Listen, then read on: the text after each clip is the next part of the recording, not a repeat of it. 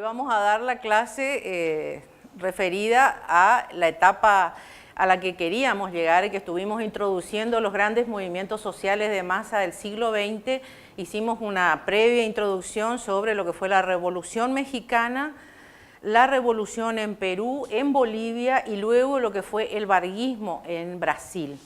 Especialmente nos detuvimos en el varguismo y también Abelardo Ramos se detiene por la especial vinculación que hoy nos une al Brasil, lo esencial que es formar el bloque regional y para conocer cuáles fueron los antecedentes del pensamiento de lo que eran estos grandes líderes políticos y esos grandes movimientos de masas y cómo a partir de ahí se intenta volver a consolidar la idea de la unidad, si no de todo el continente, al menos la que es más importante es la regional, empezar por las unidades de los bloques regionales. Y es lo que retoman los grandes caudillos de los movimientos de masa del siglo XX, y vamos a ver ahora al final de la clase cuál fue la política de Perón respecto a eso.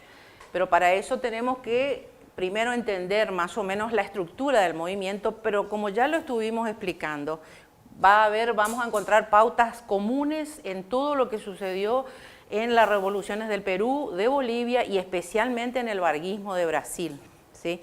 Entonces ahora vamos a iniciar con la documental y vamos a reforzar después algunos de estos conceptos más que esenciales. La idea central acá es entonces entender qué es lo que permite la llegada de este gran movimiento social de masas a la Argentina, y qué había estado aconteciendo en Latinoamérica. Por eso nosotros hicimos previamente la introducción a los otros grandes movimientos sociales de masa, como lo del Perú, Bolivia, empezando por la Revolución Mexicana y concluyendo con el varguismo de Brasil. En el análisis que hicimos en la clase pasada vamos a encontrar muchas herramientas y elementos que vamos a volver a repetir o vamos a volver a ver que es una constante en estos grandes movimientos sociales de masa. La primera de ellas es iniciar, como inicia el documental, diciendo que hacia 1880, ¿sí?, se termina de consolidar el Estado Nacional. Ustedes se acordarán de las últimas clases de historia regional cuando estábamos hablando de la federalización del territorio nacional de Misiones, que lo que lleva justamente a ganar las elecciones nacionales al general Roca fue sustentar su campaña en haber conseguido, por un lado, la conclusión de la larga campaña para conquistar la Patagonia de los pueblos originarios y tomar ese territorio, organizar ese territorio para la explotación directamente vinculado al sistema financiero internacional. Interesaba especialmente Pampa y Patagonia, especialmente la Pampa Argentina, porque estaba vinculado a la monoproducción que el sistema internacional estaba interesado en que la Argentina produjera, que era el sistema principalmente ganadero al fines del siglo XIX y agrícola ganadero, es decir, se suma la explotación de cereales a principios del siglo XX. Con la organización de ese territorio viene la organización de las demás zonas de frontera del Estado Nacional y ahí es donde aparecen territorios como los de Misiones, los del centro como el Chaco y los del noroeste argentino. Pero los territorios del norte argentino van a estar generalmente abocados a que todo lo que se produzca se produce para el mercado interno. Es decir, generalmente de ahí va a surgir una clase de comerciantes y a futuro una clase de pequeño comerciante y pequeña clase media que no va a estar ligado al sistema financiero internacional. Esa va a ser una de las bases en las que después se va a fijar el peronismo. ¿Quiénes son los sectores ligados al sector financiero? La clase agroganadera. Primero se consolida el Estado Nacional, se consolidan las fronteras, se establecen los claros límites y otra cosa en la que sustentó la campaña política del general Roca fue conseguir que la ciudad de Buenos Aires se convierta en capital federal. Otra vieja disputa histórica era conseguir que la gran ciudad, la ciudad capital, la ciudad puerto, la ciudad que prácticamente era dueña de la oligarquía argentina, porque ahí estaba la aduana internacional y ahí se manejaban todos los negocios financieros y era el asiento político de la oligarquía, pasa a ser parte de la capital federal de la nación. Ahí empieza otra vieja disputa histórica que vamos a tener hasta el día de hoy, que es el reparto de la riqueza de la aduana nacional con las demás provincias argentinas, lo que ingresaba del exterior y toda la forma de comercialización de nuestros productos del interior, que es la disputa hasta el día de hoy conocida como la coparticipación federal. Esto fue todavía, digamos, un proyecto de lo que podríamos llamar, o lo que Ramos y grandes estudiosos de la historia social y política argentina y latinoamericana llamaron la patria conservadora, la patria oligárquica, la patria financiera. Bueno, ahora posteriormente era un periodo en que también, como explica parte del documental, en este periodo entre 1880 y la primera gran crisis del capitalismo mundial, que va a ser en 1930, va a ser lo que se podría considerar la época de oro de la expansión agroganadera de la oligarquía. Entran divisas de una manera que le permite alcanzar un estándar de vida a este sector agroganadero, financiero, y que al mismo tiempo tiene el control político de la nación, que va a convertir a ese sector en una forma, va a permitirle una forma de vida que solo tenía la realeza europea. Llegaron a niveles escandalosos. Hay películas y hay anécdotas muy folclóricas sobre la forma de vida de la oligarquía argentina, ese famoso relato que creo que lo hace Ramos y está en alguna película de principios del siglo XX, que cuenta cómo una familia descendiente de la oligarquía alquila un transatlántico y se va a Europa a pasear. Entonces nos alquilamos, estaba por llegar a eso. El tema es que, bueno, se contratan los mejores mozos, es un transatlántico para una familia. Ahora, eran familias que tenían las características, mezclaban, digamos, la excelencia europea con las prácticas criollas nuestras y tenían todo lo demás, era proveerse de materiales europeos, alimentos, mozos, pero querían leche fresca. Entonces, en el transatlántico, con la familia que tenía un transatlántico para una familia, se llevaba la vaca viva, proveyéndole de leche en el transatlántico. Eso es un relato folclórico que hace Ramos. No sé si hay alguna película argentina que me parece que ha retratado en algún momento esas características de la oligarquía, pero era así como nada más que a modo de entender cuál era... Miss Mary, bueno, esa es una. Hay una, esa ya es más actual, una de María Luisa Bember. Ahí hay un relato de lo que es la vida de la oligarquía argentina a través de los ojos de una gobernanta inglesa. Ella es una actriz, aparte una actriz inglesa muy conocida, excelente actriz, y ella relata la vida de esta familia de la oligarquía argentina porque ella viene a ser una institutriz, o sea, antes se le los chicos se educaban en las casas con institutrices generalmente europeas, en la misma Europa se utilizaba esa técnica en las clases altas. Esa sería una de las películas que puede retratar muy bien la vida de este sector. Ahora, lo que nos interesa a nosotros de este sector, que bien relata Ramos, es que algo que ha contado también el documental es que dice que al mismo tiempo en que alcanzan ese altísimo estándar de vida, ese proceso, el ingreso masivo de capitales que le ha permitido tener la famosa renta diferencial, de la que me va a ayudar a definir qué es la renta diferencial, es decir, ingresos que son extraordinarios y que marca un abismo entre esa clase social, política y financiera y el resto de la población, se terminaría o se termina más o menos en 1930 con la gran caída de precios y la crisis de la bolsa de Nueva York. ¿Qué es lo que dice Ramos y que reafirma Cosi acá en el documental? Uno de los grandes límites, como pasa con todas las clases parásitas, es que confiaron demasiado en que la producción de la expansión agroganadera, ellos hacían poca y ninguna inversión para modernizar los sistemas de producción del campo. Todo su enorme acopio de dinero se sustentaba en rentar esas tierras a quienes la trabajaban, porque la cría de ganado y todo lo que era el cultivo de cereales lo tenía que hacer alguna mano de obra a quienes ellos rentaban. Esa renta era altísima. Las ganancias que le daba el ingreso de capitales de ese tipo de producción agroganadera, porque en determinado momento se consideró que la calidad de las carnes argentinas era una de las mejores del mundo, aún comparada con el sistema de producción ganadera que había en Uruguay, que era un ecosistema parecido al de la pampa húmeda. Aparentemente ese modelo, ese ecosistema de la pampa húmeda proveía, después de haber hecho, por supuesto, mezclado todo lo que era haber conseguido mejoramiento de las razas vacunas, era una de las mejores carnes y de las mejores compradas a más alto precio en Europa.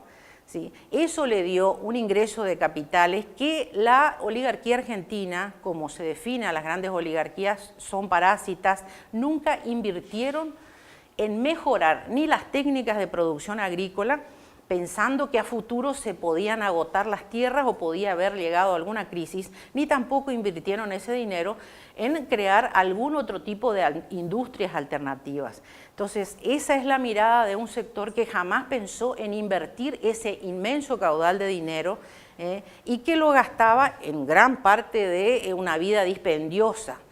Entonces, por eso él llama que el periodo de 1880 a 1930 fue la edad de oro para la oligarquía argentina, pero ahí ese es el límite de la producción del desarrollo agrario.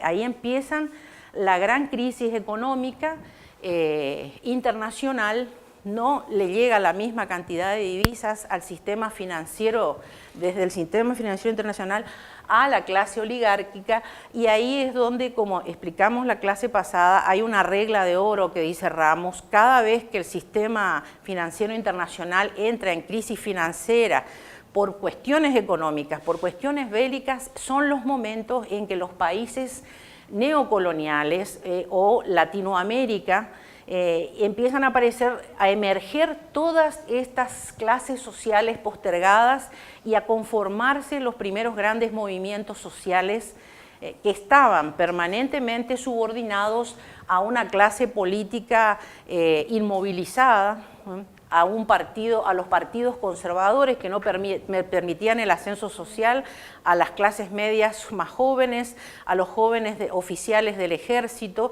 a los sectores industriales que crecían sin el amparo de la oligarquía. Entonces, la gran riqueza de este sector fue lo que se llamó, y que muy bien explicaba el profesor Cabral, y yo estuve buscando en internet para poder explicar la cuestión de la renta diferencial. Era lo que había hecho extraordinariamente rico a este sector tan poderoso, pero al mismo tiempo fue la limitación mayor que tuvo la oligarquía, no tener la capacidad de invertir para mejorar la producción cuando se pudiera producir alguna crisis, y mucho menos no tener la capacidad de invertir para que ese dinero pudiera generar algún otro tipo de industrias o algún otro tipo de desarrollo económico en este país. Pero por supuesto, si era una oligarquía que se alimentaba de su estricta relación entre el sistema financiero internacional, que le exigía que produjera solo un sistema, condenaba a la Argentina a la monoproducción y le permitía enriquecerse a la oligarquía, era obvio que la oligarquía no iba a invertir en desarrollar industrias alternativas, ¿sí? Entonces, el límite de su desarrollo y de su capacidad de entender la crisis que se avecinaba en el país fue ese periodo. Y los otros eran los sectores agrarios que se habían desarrollado a través de la inmigración extranjera. Acuérdense que Misiones era una de las regiones donde mayor afluencia de población de inmigrantes de Europa Central, Europa del Norte y del Oeste, de la Europa Occidental y la Europa del Este, vinieron a trabajar en la zona de colonización agrícola. Esa era la otra parte del país. Ahora, esa colonización, como ya vimos también en la historia de la federalización, producía no para el sistema financiero internacional, producía para el alimento del mercado interno. Ahora, donde hay un un Estado nacional, con lo que hasta ese momento no se sabía lo que era el Estado presente, el Estado, digamos, controlando o regulando la economía, obviamente que la distribución del mercado interno era desigual, aún dentro de lo que se producía en las provincias que producían para el mercado interno. Por eso es que se necesitó y fue un producto necesario y una consecuencia inmediata de esta crisis que genera la oligarquía y también de la crisis promovida internacionalmente, la aparición del primer gran movimiento social de masas que reúne a todos estos sectores. Van a haber sectores muy parecidos a lo que conforma el peronismo. Estamos hablando primero del irigoyenismo.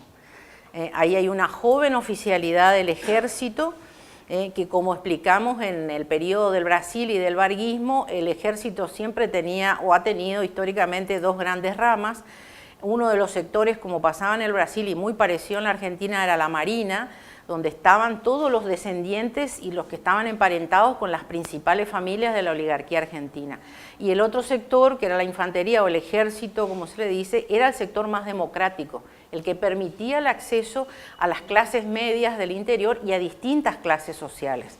De esa joven oficialidad se iba a nutrir el irigoyenismo, pero fundamentalmente va a ser la nutriente luego de la base del segundo gran movimiento social de masas, pero que es el gran movimiento del siglo XX, que va a ser el peronismo. ¿Sí? El irigoyenismo va a ser el primer movimiento nacional que canaliza a estas clases postergadas, a todos estos sectores que uno dice, bueno, ¿de qué vivía el resto del país mientras la oligarquía vivía esa eterna primavera? Y vivían de eso, la mayoría en sectores rurales, pequeños comerciantes, un pequeño sector administrativo, el que se va a ir sumando en gran parte a las áreas administrativas de los nuevos territorios nacionales, de las provincias del interior y de la capital. En la capital aparece el sector administrativo ligado a las empresas extranjeras. Entonces va a haber sector administrativo en los ferrocarriles que son financiados, construidos y sostenidos por Inglaterra. Algunos eran descendientes de las antiguas familias patricias que ya venían de la época de la colonización. Otras se hicieron después de la conquista del desierto, se vuelven grandes terratenientes porque son los que van a copiar inmensa cantidad de tierra a partir del reparto de tierra que se hace entre los que triunfan, digamos, en esta gran conquista. Pero Mitre sería una familia, por ejemplo, los fundadores del Diario de la Nación. Por eso les iba a decir, hay una pregunta que yo les hice reiteradamente en Historia Regional, que a lo mejor la hice o muy adelantada al momento, tal vez ahora la puedan responder o no se entendió. Por eso la historia de la ganadería argentina, como la estudiábamos algunos militantes de otras épocas, atraviesa es el eje central de la historia económica de este país. Entonces, en una pregunta que yo les hago en un capítulo, creo que es después de la expulsión de los jesuitas, era ¿qué relación tenía el desarrollo, el origen del desarrollo de la ganadería, de las estancias jesuíticas, pasando por las explotaciones de las estancias coloniales de, por ejemplo, el modelo de Juan de San Martín, a los modelos para empezar a ver cómo empiezan a aparecer estancieros privados, pasan de un modelo de producción colectiva, como era el sistema de las estancias jesuíticas, a un modelo privado de ganaderos y hacendados ligados a los cabildos coloniales. Luego pasan a ser recuperadas por las estancias de la patria de Artigas y Andresito, que obviamente o son tumbados por la oligarquía de aquel entonces o el sistema ligado a los puertos de Montevideo y Buenos Aires. Y esa es la historia, digamos, que va a atravesar todo el siglo XIX, la concentración de poder de los grandes sistemas, nuestro gran sistema agroganadero ligado a la política del puerto y a la concentración del sistema económico. La pregunta era para que ustedes relacionen toda esa historia con el conflicto que yo les puse. La prensa había titulado, así en forma desaprensiva, el conflicto entre Cristina y el campo, para que la gente la ubique, porque a veces le decís la 125 y la gente no sabe de qué le estás hablando. Era para que se relacione, porque es esa la clave de bóveda, como a veces decía Cabral y siempre decían estos grandes teóricos, que acompañan a todo el desarrollo de la teoría política latinoamericana, es el eje central de la historia argentina. La historia del desarrollo de la ganadería argentina atraviesa toda nuestra economía, hasta el día de hoy. Por eso a lo mejor esa pregunta en ese contexto no se entendió. Bueno, ¿qué pasa continuando un poco con la aparición? ¿Cómo se sucede la aparición del peronismo en este contexto? Como dijimos, el irigoyenismo fue el primer gran movimiento que canaliza a las clases sociales postergadas.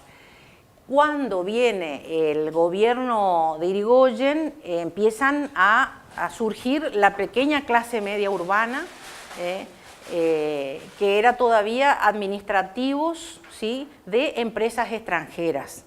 Empieza a llegar una pequeña migración interna que va a sumarse a los sectores de servicios domésticos y artesanados de la ciudad, porque cualquier sistema de vida laboral urbano era mejor que los sistemas de explotación serviles de todas, aún de los ganaderos o de las zonas agrícolas, de los patriciados del interior. Ese sistema de vida servil no había cambiado durante siglos. Desde la época de la colonización, pasando por las independencias, la condición servil del campesino era terrible.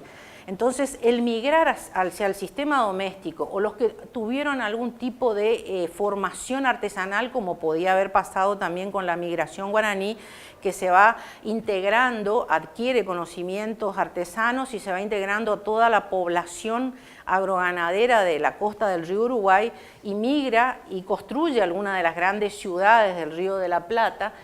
Esa va a ser la pequeña población de la clase media baja que se va a sumar después y a la joven oficialidad, y vamos a encontrar una inmensa cantidad de masa de trabajadores que están en condiciones laborales urbanas un poco mejores que las del campo, pero que no tienen ninguna participación política. Y por encima de ellos vamos a encontrar a oficiales del ejército, joven oficialidad del ejército, que había sido expurgada del ejército irigoyenista.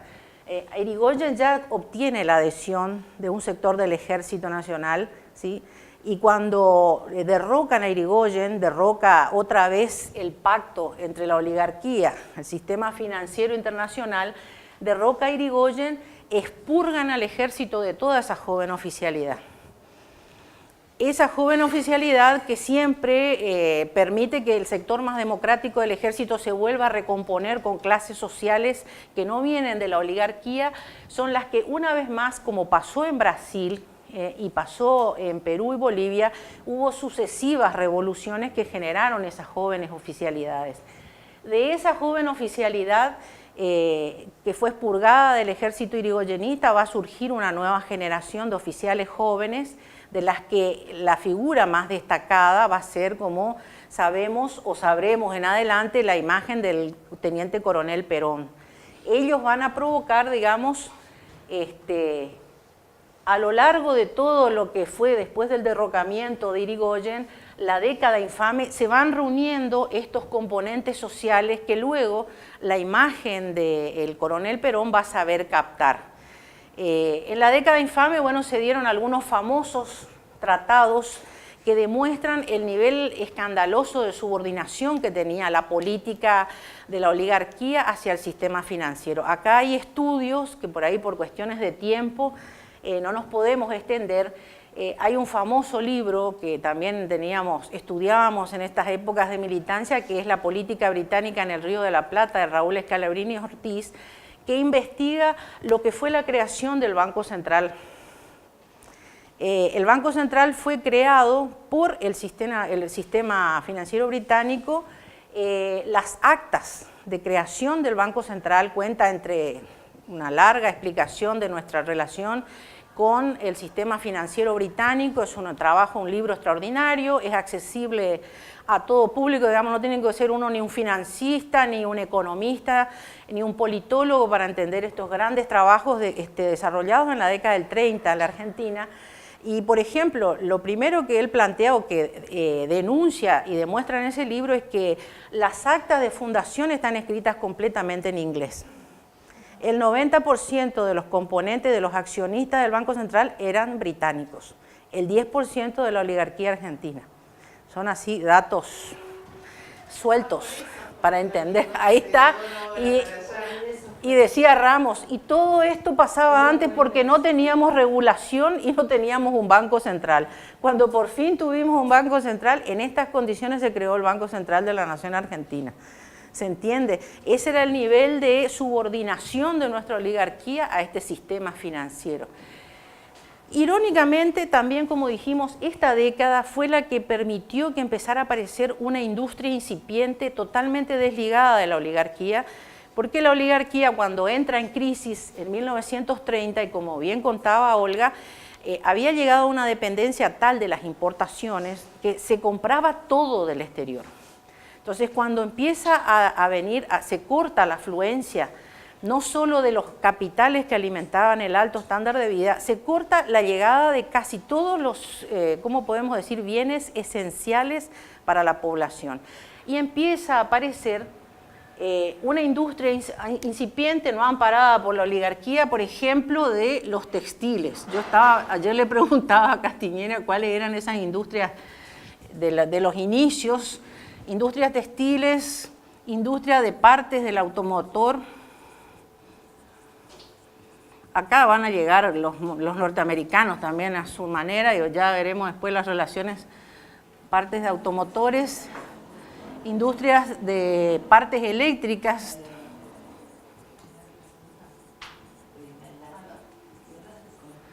y me está faltando algunas que... Estos serían algunos de los que son industrias incipientes que van a crecer no amparadas por la oligarquía, ¿sí?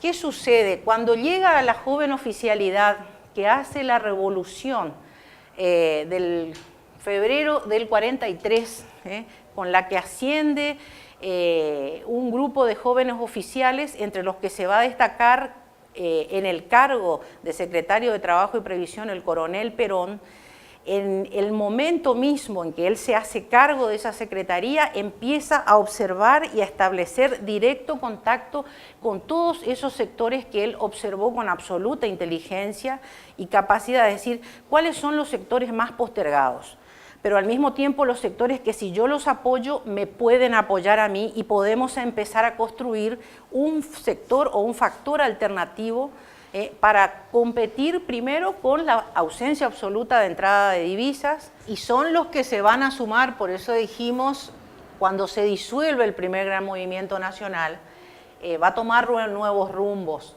Lo que se pensó era que no se iba a volver a constituir ningún otro movimiento, y mucho menos nadie pensaba en los sectores de poder de la oligarquía que iba a aparecer un líder de la naturaleza de Perón, y que iba a tener la capacidad de conformar un movimiento tan complejo como fue el movimiento nacional peronista. Pero se nutrió digamos, de la joven oficialidad del ejército irigoyenista, de los jóvenes intelectuales que empezaban a formarse en esa época, o como dice Olga, algunos ya llevaban trabajos de investigación de larga data, pero eran todavía muy jóvenes. Y al mismo tiempo muchos provenían de la gran convulsión también que había provocado, como hablamos, de la formación de los primeros movimientos obreros y de las luchas obreras que ya se habían generado en la Europa rica, en la Europa industrial, ¿sí? Y que estaban peleando en los grandes centros industriales europeos por alcanzar mejores niveles de vida, porque no vayan a creer que el industrialismo europeo no se hizo en base a la explotación más abyecta de sus trabajadores. Hay imágenes famosas de los inicios de la Revolución Industrial Británica en que las personas están encadenadas a las máquinas, niños y madres. Toda una generación de luchadores que venían de las ideas marxistas, luego migran hacia los sectores fabriles, el sector de la inmigración que va a quedar en la zona urbana de la ciudad y va a conformar el movimiento, digamos, de los primeros grandes corrientes que después van a devenir en partidos de izquierda como el socialismo, el marxismo, el anarquismo y el mismo otro grupo llamado el sindicalismo. Ahora, una de las grandes, el Ramos mismo, como cuenta su hijo en una parte del documental al inicio del año, era hijo de anarquistas y de socialistas, creo que dice el hijo Víctor Ramos. O sea, la madre y el padre de él venían de las dos corrientes. Entonces, él surgió de esas famosas corrientes de militancia, pero que fue de los pocos que fue capaz de entender que también la ortodoxia de esos sectores no les permitió entender jamás a los grandes movimientos sociales de masa latinoamericanos. Los partidos tradicionales como el comunismo, el marxismo, nunca apoyaron al irigoyenismo, no apoyaron a las revoluciones de Perú, ni de Bolivia, ni de Brasil. ¿Se acuerda cuando intentaron diálogos la joven oficialidad brasileña con los sectores obreros y hay un rechazo total entre los partidos tradicionales? Curiosamente fueron ellos los que traen, digamos, las ideas originarias de lo que es el germen de la organización obrera. Pero ¿qué pasaba? Según el análisis de Ramos decía, estos partidos tradicionales venidos del extranjero tenían poco nivel de captación del obrero porque se concentraron generalmente en los descendientes de inmigrantes como eran ellos. Y lo que sucede a finales de la década del 30 es que empieza una política de la oligarquía en que termina prohibiendo cualquier nuevo ingreso de las masas inmigrantes europeas. Se corta completamente la llegada de la inmigración europea. ¿Qué pasaba? La oligarquía, como también hace en algún momento un análisis Ramos en otros libros, observa escandalizada que lo que estaba viniendo del exterior no era una clase que iba a blanquear la raza y a mejorarnos, era una vez más un aluvión de inmigrantes más pobres que nosotros, porque ¿qué venían? No venían blancos, rubios, descendientes de ingleses y de franceses de las altas clases europeas, que era obvio, venían italianos del sur de Italia, morochos y pobres, más pobres que nosotros. Venía una vez más ese país y esa cultura que la gran clase oligárquica argentina, muy pro-anglófila, se encargó de cimentar en la leyenda negra. O sea, venían otra vez más españoles y otra vez huidos de la guerra civil española y otra vez pobres. Entonces, llegó un momento que la oligarquía dijo, no, me está llegando gente morocha, fea y pobre, como dice el chiste, y para colmo me traen ideas marxistas, porque la mayoría venían corridos o ya con una formación de los incipientes movimientos. Encima no, me traen gente que no es paqueta y me están empezando a... Claro, y para colmo me vienen acá a revolucionar el rancho. Se corta la inmigración europea y dice Ramos que la lectura era que los partidos tradicionales de izquierda se concentraron en captar a esos inmigrantes. Cuando sigue creciendo la población industrial, la necesidad de sustituir importaciones, porque no teníamos, se había cortado la afluencia de las importaciones europeas y empiezan a aparecer esa incipiente clase industrial, necesitan más mano de obra. ¿De dónde va a venir la gran masa de población inmigratoria que va a ser el componente esencial del futuro gran movimiento de masas que es el peronismo? Va a ser la migración interna. Empiezan a llegar todos los criollos del interior, para más horror de la oligarquía, y como dice Ramos, ¿qué pasa? Llegan no solo todos los campesinos de las zonas rurales argentinas, también empieza a llegar por primera vez, hay una migración masiva de los países vecinos de la región. Sí. Y es a partir de la década del 30 en que se cierra la afluencia de inmigración europea, empiezan a venir masivamente del interior y de las vecinas, Bolivia, Perú y Chile, masivamente, y de Paraguay, la población inmigrante a trabajar en este nuevo sistema de fábricas. Va a ser ese componente poblacional criollo al que no fue capaz de entender el modelo europeo, también de la formación sindical original, ni de los partidos tradicionales de izquierda, no lo supieron entender, no supieron captar a esa gran masa social, y una vez más eso es lo que va a observar el coronel Perón desde la Secretaría de Trabajo, cuál es acá el gran sector poblacional que aporta mano de obra y no tiene organización sindical, y una vez más está desprotegido. Es el pueblo del que yo vengo, porque él también venía de una clase descendiente de una familia nacional y se supone que venía de una familia no tradicionalmente conformada. Por eso él formaba parte de la joven oficialidad del sector del ejército más democrático que permitía el ascenso de diversas clases sociales. ¿Se entiende? Ese va a ser uno de los componentes más importantes de la formación y la base más poderosa, por lo menos de la formación del movimiento obrero, que va a ser el sostén prácticamente emocional, podemos decir. Porque como dice Ramos y dice el documental, el movimiento obrero que adhiere al peronismo adhiere con un fervor absoluto. Todo lo que se sabe del folclore del peronismo y de los peronistas de primera hora y lo que siempre se dijo del peronismo cuando uno no es peronista, como me pasa a mí, los peronistas, todo lo que se dice del folclore del lenguaje peronista viene de la conformación de este primer gran sector que adhiere con un fervor, porque es la primera vez que accede a derechos sociales históricos con los que algunos ni siquiera había soñado.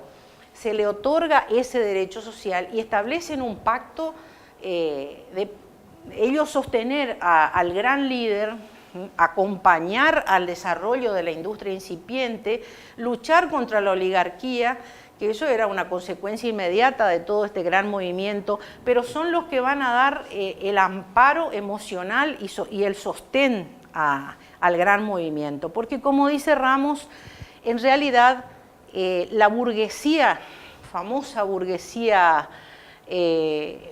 la famosa burguesía nacional, acá empieza otra vez otro de los grandes debates de la teoría política argentina con la aparición del irigoyenismo y de todos estos grandes pensadores, entre los que se inscribe Ramos, es la teoría de las clases sociales.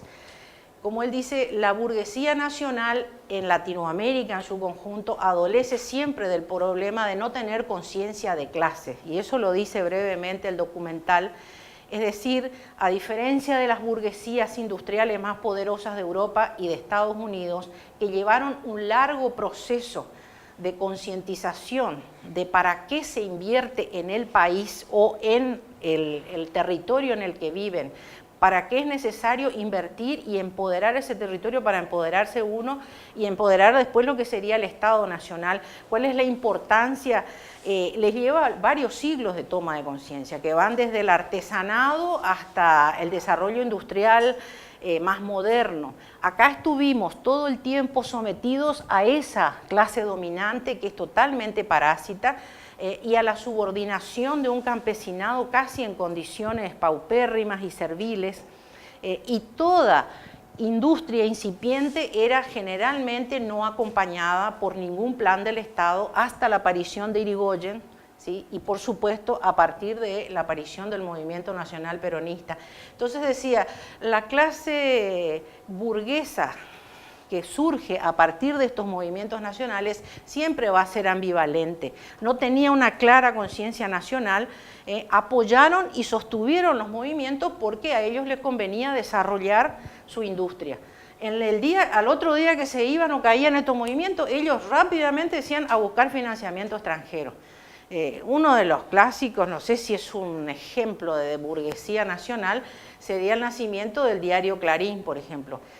Botana crece, si bien ya era un diario fundado, crece a partir del peronismo. El peronismo encuentra que otro de las estrategias del poder se necesitaba prensa, porque la otra prensa era la prensa de la oligarquía y era muy pesada, y ahí empieza la construcción de la teoría del Estado, sustentado también por una propaganda, que es algo de los muchos defectos que se le endilga al peronismo, tener casi todos los rasgos de una estructura política nazi-fascista, era de lo que se le acusaba. Las derechas y las izquierdas, igualmente de los dos sectores se le acusaba que se parecían demasiado a los modelos nazifascistas europeos, pero Perón toma todas las herramientas necesarias para construir este movimiento tan singular, observando todos los defectos, digamos, o las falencias que tuvo el irigoyenismo y por qué derrocaron al irigoyenismo y no pudo sobrevivir.